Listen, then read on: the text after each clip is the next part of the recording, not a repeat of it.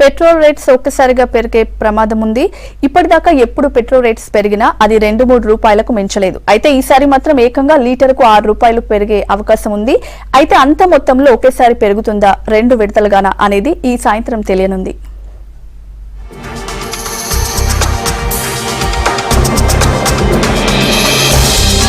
Petrol రేట్ల మోత మోగే అవకాశం కనిపిస్తోంది. అంతర్జాతీయ మార్కెట్లో గత 15 రోజులుగా ముడి చమురు ధరలు పెరుగుతున్నాయి.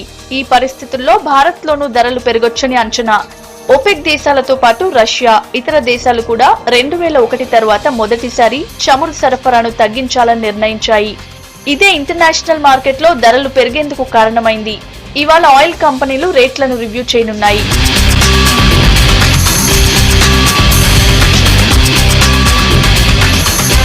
2014 జూన్లో ముడి చమురు బ్యారెల్ ధర $115గా ఉంది.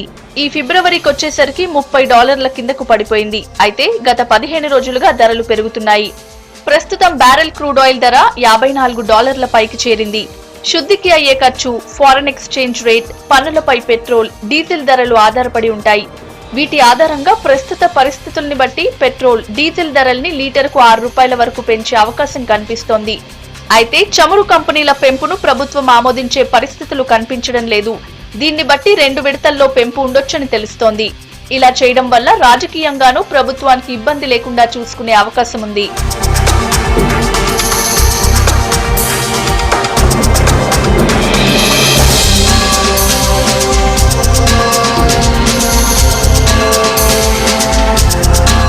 మరోవైపు క్యాష్లెస్ ట్రాన్సాక్షన్స్ ను ఎంకరేజ్ చేసేందుకు పెట్రోల్, డీజిల్ కొనుగోళ్లపై 0.75% కన్సెషన్ ఇస్తామని ప్రభుత్వం ప్రకటించింది. 0.75% అంటే పెట్రోల్ పై లీటర్కు 50 పైసలు, డీజిల్ పై లీటర్కు 40 పైసలు వస్తుంది. ప్రభుత్వ రంగ సంస్థలైన Bharat Petroleum, Hindustan Petroleum, Indian Oil కార్పొరేషన్లు రోజుకి 9 కోట్ల లీటర్ల పెట్రోల్, 22 కోట్ల 50 లక్షల లీటర్లు డీజిల్ అమ్ముతున్నాయి. ఈ అమ్మకాల మీద రోజుకి దాదాపు 13 కోట్ల 50 లక్షల రూపాయల రాయితీ ఇవ్వాల్సి ఉంటుంది. అంటే ఏడాదికి దాదాపుగా 4,927 కోట్ల రూపాయల కన్సెషన్ ఇవ్వాలి.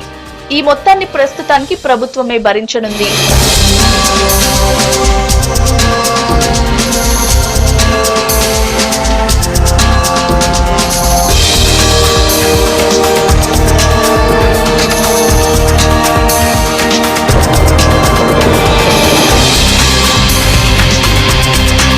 కస్టమర్లకు కన్సెషన్ గా ఇచ్చిన డబ్బును ప్రభుత్వం తిరిగి తమకెలా చెల్లిస్తుందో తెలియక డీలర్లు, బంక్ల యజమానులు తికమక పడుతున్నారు. దీనిపై కంపెనీలు ప్రభుత్వానికి లెటర్ రాస్తామని చెప్తున్నారు.